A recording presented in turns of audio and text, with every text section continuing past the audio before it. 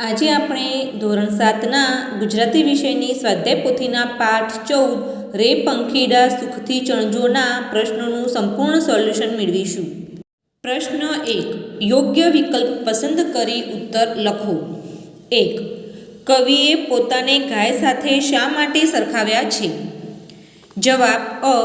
ગાયની જેમ નુકસાન ન પહોંચાડે છે માટે. પ્રશ્ન 2.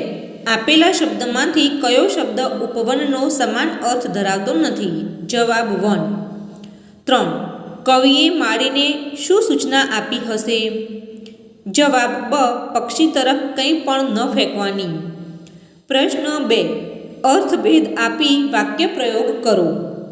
ઉદાહરણ: વીસી એટલે ભોજનાલય, વીસી એટલે વીસનો સમૂહ. વાક્ય: બાળકો વીસીમાં ભોજન માટે ભેગા થયા. બાળકોએ કાચની બોટલની વીસી ભેગી કરી. એક કોષ એટલે સંગ્રહ કે ભંડાર, કોષ એટલે 1.5 માઇલનું અંતર. વાક્ય: રાજાએ ગરીબો માટે પોતાનો કોષ ખુલ્લો મૂકી દીધો છે. સાધુએ 4 કોષ ચાલીને આરામ કર્યો. 2 મેષ એટલે કાજળ, મેષ એટલે એક રાશિ. વાક્ય: માતાએ બાળકને મેષ આંજી. મારું નામ મેષ રાશિ પરથી પાડવામાં આવ્યું છે. 3 લેશ એટલે થોડુંક, જરાક. લેશ એટલે જરીવાળી કોર કે કાપડની પટ્ટી. વાક્ય: એને ઘણું સમજાવ્યું, પણ એના વર્તનમાં લેશ માત્ર ફરક પડ્યો નથી. નેહાએ સોનેરી લેસવાળી સાડી ખરીદી. 4 ઉંદર એટલે એક પ્રકારનું પ્રાણી અને ઉદર એટલે પેટ. વાક્ય: ગામ લોકો ઉંદરના ત્રાસથી હેરાન થઈ ગયા છે. ઉદર ભરવા માટે ઘણા લોકો કાળી મજૂરી કરે છે. 5 જગ એટલે દુનિયા, જંગ એટલે યુદ્ધ. વાક્ય: ગુજરાતીઓ વ્યાપાર માટે જગ વિખ્યાત છે. વાક્ય: ધૂળો ચોરો સાથે જંગ ખેલવા લાગ્યો. પ્રશ્ન 3. નીચેના પ્રશ્નોના ઉત્તર લખો. પ્રશ્ન 1. પક્ષીઓ શા માટે માણસોથી ડરે છે? જવાબ: માણસો પક્ષીઓને નુકસાન પહોંચાડી શકે, તેમનો શિકાર કરી શકે એટલા માટે પક્ષીઓ માણસોથી ડરે છે. 2. કવિ પક્ષીઓને કેવો દિલાસો આપે છે? જવાબ: કવિ પક્ષીઓને સમજાવે છે કે પાસે જેવી ગાય હતી એના જેવો જ હું છું. તમારે મારાથી ડરવાની જરૂર નથી. મેં માળીને પણ તમારી તરફ કંઈ પણ ફેંકવાની ના પાડી છે. પ્રશ્ન 3. કુદરત તણા સામ્ય અંગે તમે શું સમજ્યા? જવાબ: કુદરતે સૌને સમાન અધિકારો આપી સૌને સમાન બનાવ્યા છે. પ્રશ્ન 4. પક્ષીઓની જેમ મનુષ્ય કઈ વાતથી ડરતા હશે? જવાબ: મનુષ્ય તેમને હેરાન કરતા હોય તેવા લોકોથી ડરતા હશે. પ્રશ્ન 5.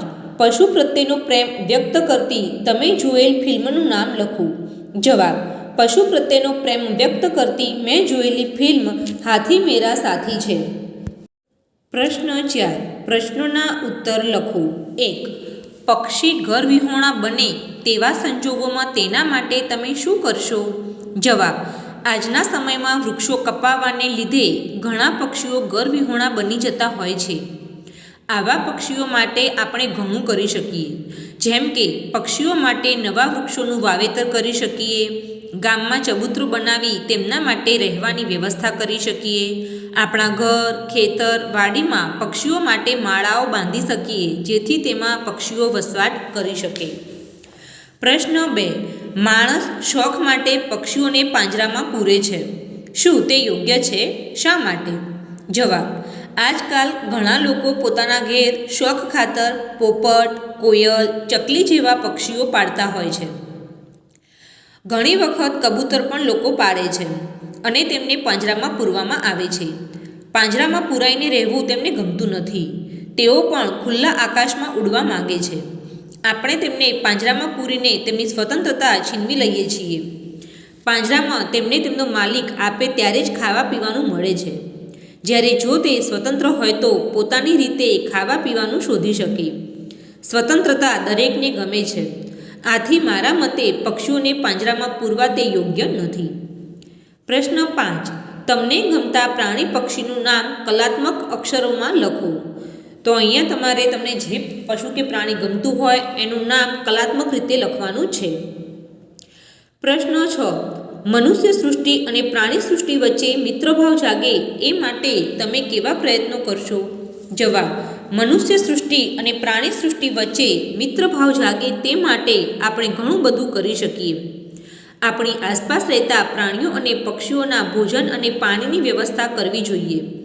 તેમને રહેવા માટેની યોગ્ય વ્યવસ્થા શક્ય હોય તો કરવી જોઈએ. ક્યારેક તેઓ બીમાર પડે તો તેમને યોગ્ય સારવાર મળી રહે તેવી વ્યવસ્થા કરવી જોઈએ. કોઈ આવા પ્રાણીઓને હેરાન કરતું હોય તો તેમને અટકાવવા જોઈએ. આવું કરવાથી મનુષ્ય અને પ્રાણી વચ્ચે મિત્રભાવ જાગશે. પ્રશ્ન 7. કલાપીનું અન્ય કાવ્ય ઇન્ટરનેટ કે અન્ય માધ્યમથી શોધીને લખો. તો અહીંયા કલાપીનું કોઈ બીજું કાવ્ય લખવાનું છે. અહીંયા મેં એક ઘા કાવ્ય લખેલું છે. તે પંખીની ઉપર પથ્થરો ફેંકતા ફેંકી દીધો, છૂટ્યો તેને અરર પડી ફાળ હૈયા મહીતો. રે રે લાગ્યો દિલ પર અને શ્વાસ રૂંધાઈ જાતા, નીચે આવ્યું તરુ ઉપરથી પાંખ ઢીલી થતામાં. મેં પાળ્યું તે તરફડી મરે હસ્ત મહારાજ થયા, પાણી છોટ્યું દિલ ધડકતે તોય ઉઠી શક્યું ના. ક્યાંથી ઉઠે જખમ દિલનો ક્રૂર હસ્તે કરેલું, ક્યાંથી ઉઠે હૃદય કુમળું છેક તેનું ઓહોહો. આહા કિંતુ કળ ઉતરીને આંખ તો ઉઘડી એ, મૃત્યુ થાશે જીવ ઉગરશે કોણ જાણી શકે એ. જીવ્યું આહા મધુર ગમતા ગીત ગાવા ફરીને, આ વાડીના મધુર ફળને ચાખવાને ફરીને. રે રે કિંતુ ફરી કદી હવે પાસ મારી ન આવે, આવે તોય ડરી ડરી અને ઈચ્છતું ઉડવાને. રે રે શ્રદ્ધા ગત થઈ પછી કોઈ કાળે ન આવે, લાગ્યા ગાને વિસરી શકવા કંઈ સામર્થ્ય ના છે. પ્રશ્ન 8.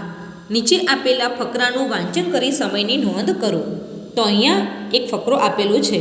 એ ફકરો તમારે વાંચવાનો છે અને એ વાંચતી વખતે તમે જ્યારે પ્રથમ વખતે વાંચો ત્યારે કેટલો સમય લાગ્યો છે, બીજી વખત વાંચો ત્યારે કેટલો સમય લાગે છે અને ત્રીજી વખત વાંચો ત્યારે કેટલો સમય લાગે છે તેની નોંધ કરવાની છે. જો તમને મારો આ વિડીયો ગમ્યો હોય તો એને લાઈક, શેર અને સબસ્ક્રાઈબ કરવાનું ભૂલતા નહીં. તો આવા નવા વિડીયો મેળવતા રહો અને જોતા રહો. Thank you.